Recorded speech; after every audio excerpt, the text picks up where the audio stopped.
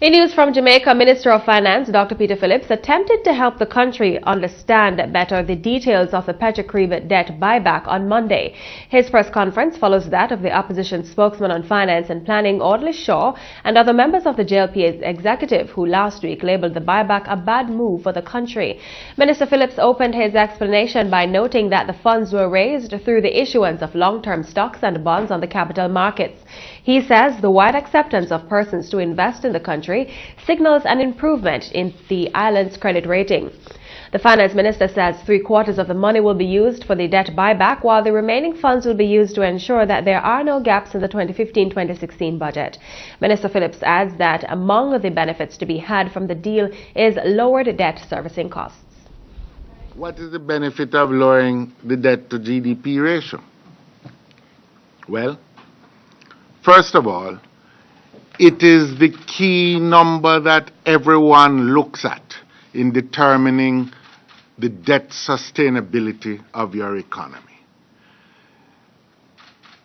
If your economy is viewed as having a sustainable debt level, then it means in all likelihood that the estimate of rating agencies will change and improve.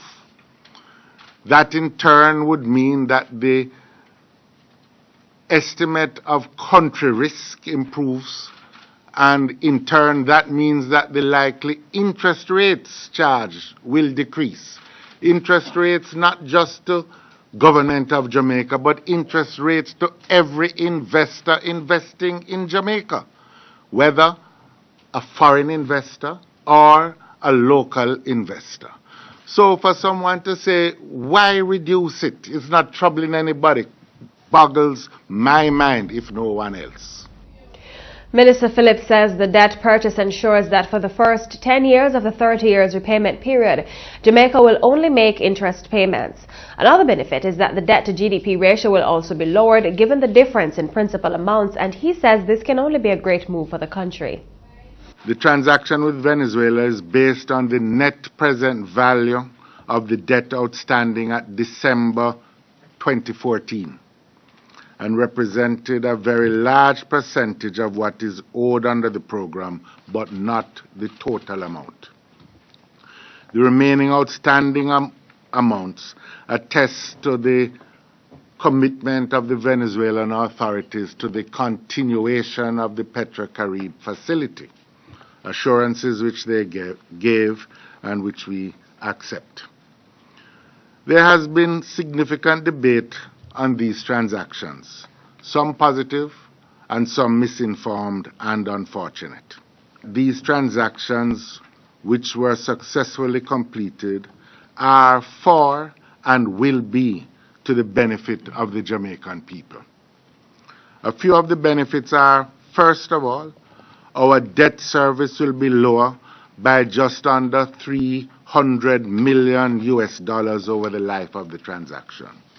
This applies to the total debt service, that is the principal and interest to be repaid in relation to the funds raised on the international capital market to purchase the PetroCaribe debt, when compared with the total debt service on the full PetroCaribe debt. A third benefit the minister noted is a lowered reduction in the normal debt stock from 2.1 trillion Jamaican dollars to 1.9 trillion. He says this proves the accusation that the government is increasing the nation's debt to not be true.